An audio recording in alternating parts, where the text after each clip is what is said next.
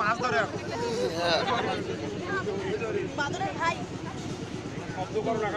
দেখবা আপন হরিণ নিজ দিয়ে রাখো নিজ দিয়ে রাখো ও ওয়াও আমি একটা বড় দল পাইছি